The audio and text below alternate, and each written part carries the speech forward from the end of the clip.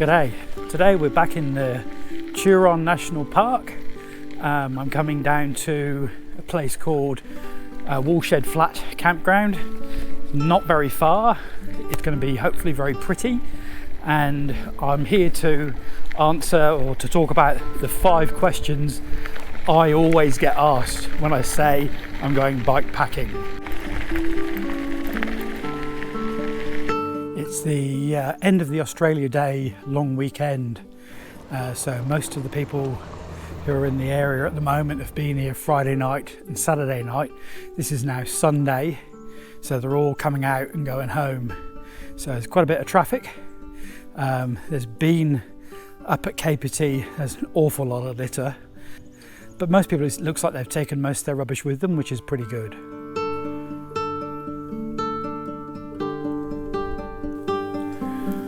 One of the first questions I'll get asked almost every time without fail is it safe? And they mean it in one of 3 ways. When people ask me that question, they'll look me up and down and go, is it safe for someone like you? Meaning old, reasonably unfit, bit overweight. Is it safe? What about all the crocodiles and spiders and snakes? Or is it safe doing this on your own, being out completely in the wild on your own?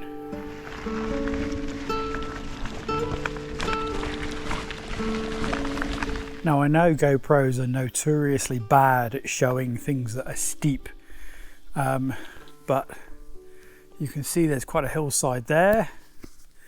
I don't know that that's going to look very steep, but that is very steep going down into the valley that I'm going down. But if I get it wrong and I go off there, it's very steep, and you know, it's not certain death, but it'd certainly end up with something broken. So to answer the first question, is it safe doing this on my own? No, it's not safe, but nor is sitting on a sofa for the rest of my life. I want to get out, I want to enjoy, I want to come to these beautiful places. They're remote, they're a bit difficult to get to, but that's the appeal of them. That's why I'm here. So I'm hoping I have a lovely time.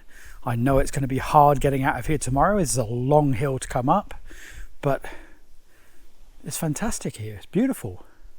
That's why I'm doing it. I know there's an element of risk. Everything's got some element of risk, and I'm willing to take that coming down into here.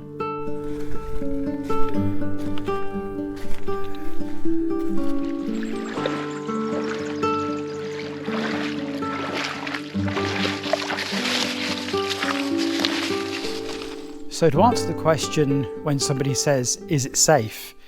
And they kind of look me up and down, the answer is quite surprisingly, yes, it is. And the reason I say that is because I have spoken to my GP at length. He has sent me for various tests, a heart function test, blood tests, various other tests like that, to make sure that there's no endemic problem. And going out and actually doing some of this, so long as I stay within my limitations, and I know my limitations, so long as I do that, it's perfectly good for me. In fact, it's very healthy for me to be out here doing this. And if it's something that you're thinking about doing, speak to your GP, because I thoroughly recommend it to people. It's great.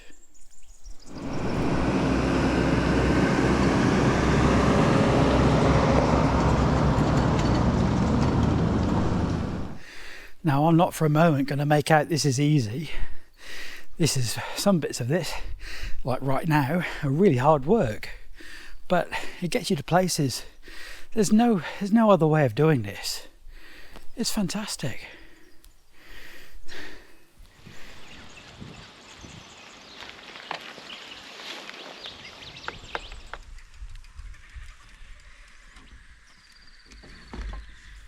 So what sort of campground is Woolshed Flat? I think it's what they call a primitive campground.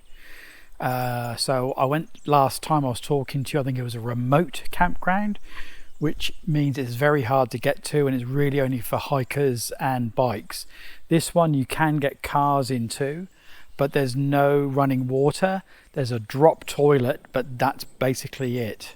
So primitive in as much as, yeah, there ain't much here, but that's kind of the appeal. The third part that I ever get asked for, is it safe, really relates to all the creatures that you get in Australia, and am I going to get bitten by them?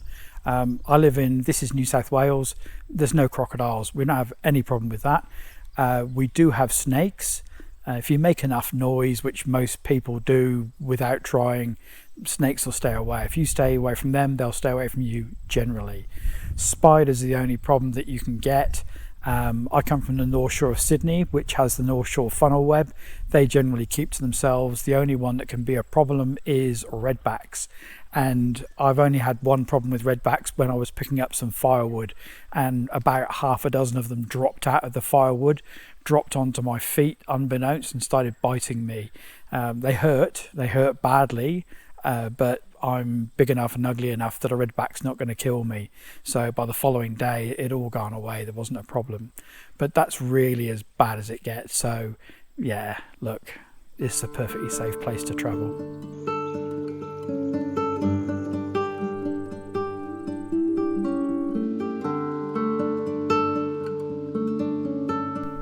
I've just changed out of my cycling clothes. But yeah, these toilets are primitive, which means they've got no water at all. Sometimes with some of these National Parks and Wildlife Service toilets, they will capture the rain and then offer a little sink with a little bit of water, which is also quite useful for people like me, because then I can use my water filter to refill my bottles from the rainwater. But there's none of that here, so it'll be stream water is what I'll be using to refill tonight.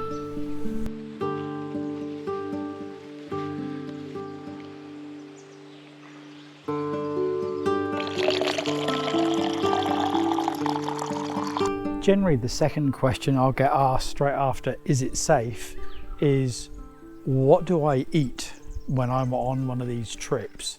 So I thought I would get out everything. This is everything that I'll eat over the next 2 days.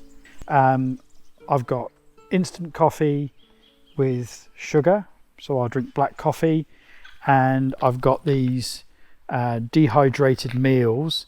And the reason I've chosen, or I like these ones, is because they work very well with a simple gas canister and a simple pot, and then in there is my burner. So all I've got to do is find water, heat it up, and then I can have an instant meal. I've then got these jelly beans, so some sort of highly sugary thing to eat while I'm cycling. Again, I'm not going very far today, so I'm not really eating very much of those at all, but something that will give me instant energy if I need it. And then the elephant in the room is a packet of Scotch finger biscuits, and they're a little luxury to have with my coffee as I'm sitting here this evening. So one of the key things about having instant coffee, having dehydrated meals, and then everything else is just cold, is that I'm cooking with one pot, and all I'm doing with that pot is heating water. I'm not eating out of the pot. I'm going to eat out of the dehydrated package, or I've got a cup for my coffee. So it means there's basically no washing up, and that's really it. I'm not being lazy. It's very practical when you are traveling, that I can then go for several days without needing to wash anything up. All I've got is a cup that needs to be rinsed out every so often. The rest of it is just goes in the rubbish.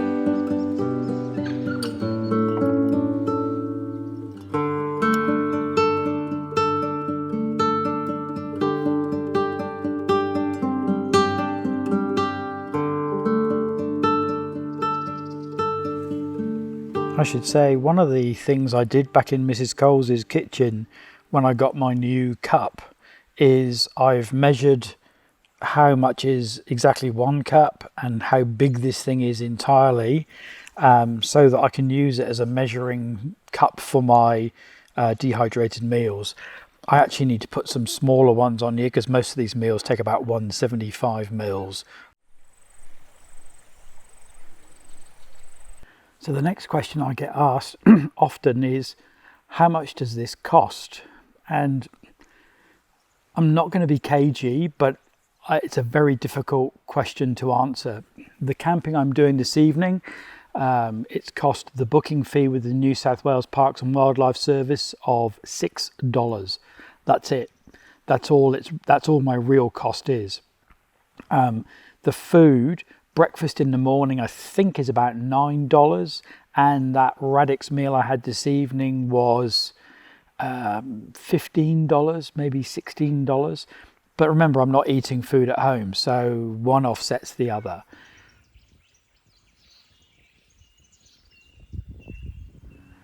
Sadly, I'm no David Attenborough, but the kangaroos are now coming down, and I don't know if you can see them in this image, but they're now just off the edge of the track there, and they're all basically descending because I'm the only one in the area now, so it's gone nice and quiet. There's nobody else around but me, so they are starting to relax because they're very, very timid kangaroos in this area. As a follow-up, I guess the question is, what's all the gear cost? And it doesn't really matter, because most of these trips you could do with a second-hand bike and a backpack. Admittedly, if you want to carry tents and all the other bits and pieces, and in particular in Australia, you've got to carry a fair bit of water. But once you've sorted that out, so really you want to get a rack for your bike. But once you've got your stuff, then the actual cost of doing a trip is very little. As I say, it's $6 booking fee. That came along during COVID. It's funny how it's not gone away. And that's really my only cost, plus traveling here. And that depends how far you want to go.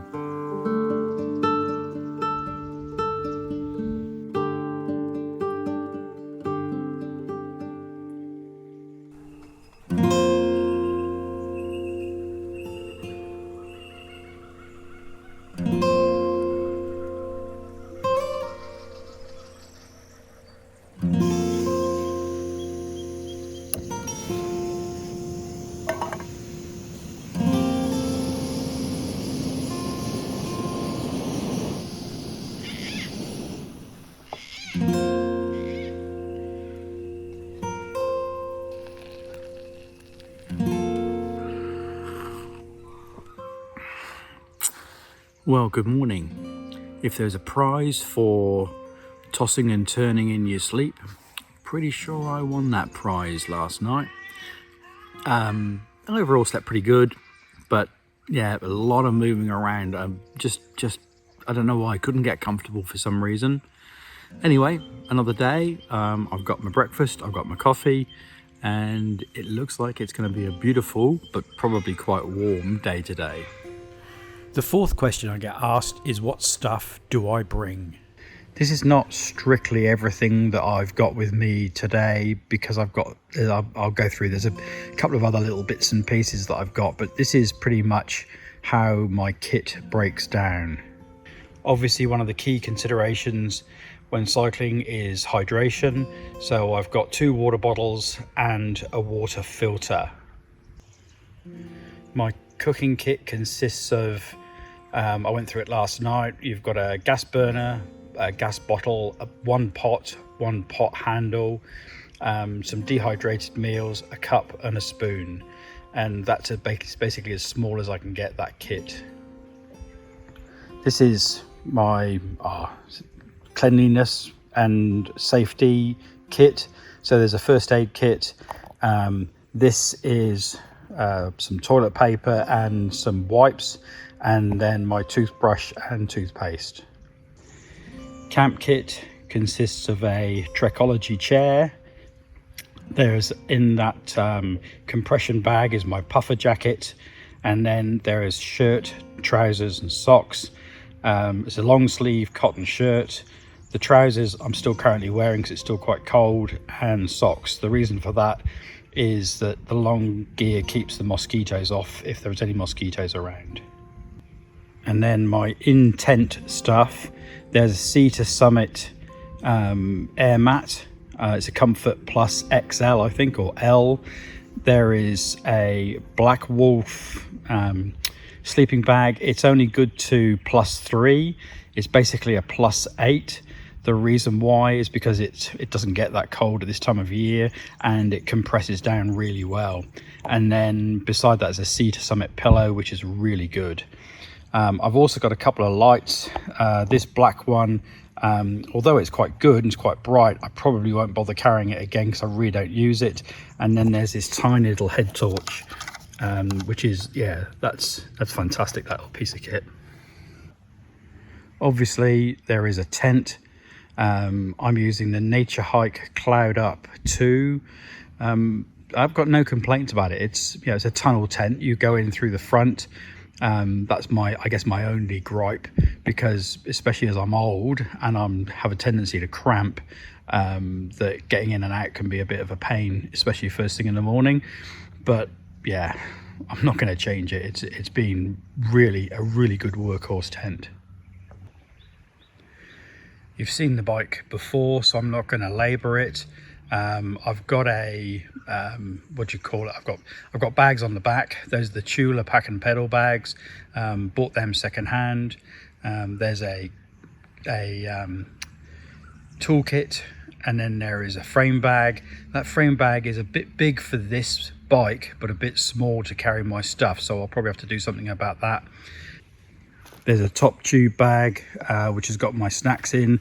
I'm putting my water into here just so it makes it very easy to get hold of. And then there is a front bag or a handlebar bag. Now, I have been asked about this bag in the past as well. Because they're Surly Moloko handlebars, getting a bag that actually fits is quite difficult. And that's actually the Dr. Jones bag from Rockgeist.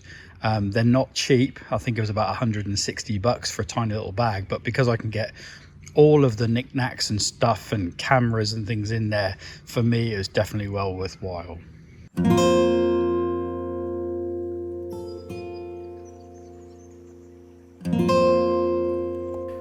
So this is the campsite I was at last night. It's as clear and clean as when I got here, maybe just a little bit cleaner. Picked up a little bit of other people's stuff, but generally it was actually in pretty good nick when I got here.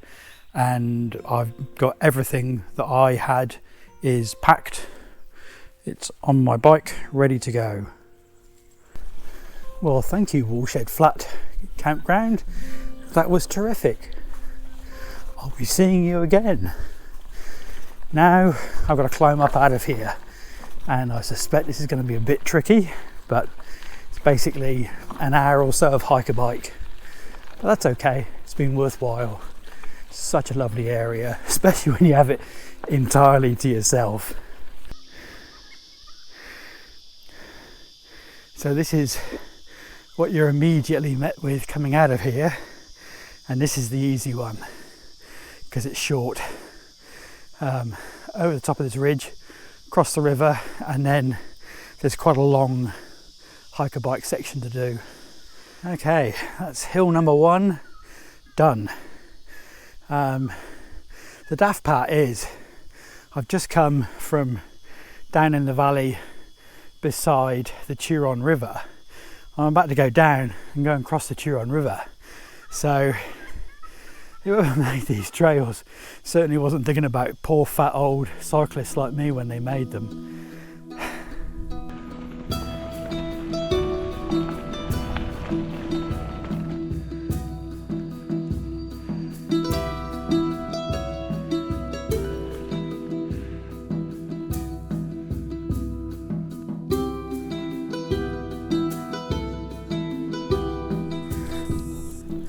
come across the longer of the two crossings on this river, and I've got to tell you, it's pretty deep. It's I don't know if it can show you. It's up to my shorts, it's over my knees, and over the brakes.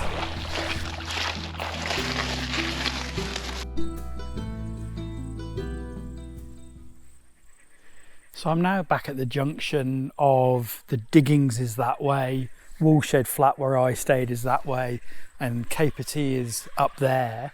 And yesterday I was wondering why the sign was saying four-wheel drive only. Well, you saw as I came through that river, it's 2 foot deep, 3 foot deep, which doesn't sound like a lot, but if you weren't driving a regular high-sided four-wheel drive, it would be over the doors.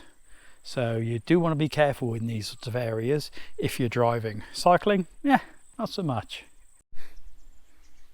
I love these GoPros. It makes that look relatively flat, but this is, I don't know what it is, 20%?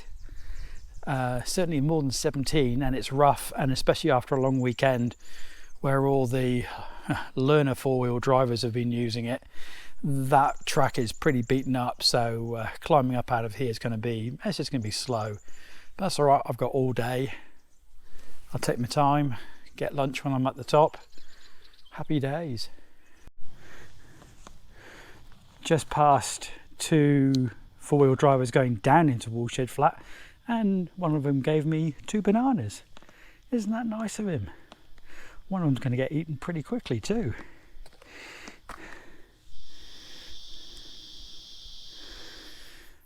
The last question I get asked often is, how do I find these trails and routes that I take? And it's really a combination. This one that we've done, or I've done today, is one that I already knew about, local knowledge of the area. Jack and I, when we cycled here a couple of weeks ago, cycled through this area, and I just spied the campground as being a good place to come back to one day. And so, because I wanted to make a video like this, I've come out and done exactly that at this campground. The other place I get a lot of information from is from Facebook, from the Facebook groups, Bikepacking for Beginners, Bikepacking Australia, the various cycling Facebook groups. There's many you'll find, and be a happy participant. And when people publish stuff, ask them if it's local, if they've got a GPX file, and the GPX files you can usually load into things like Komoot. And then the third way, I'll look at an area and I will basically explore the maps of the area. And I'm looking for bridle ways, off-road tracks, parks and wildlife service tracks like this. So they're the 3 main things that I would do.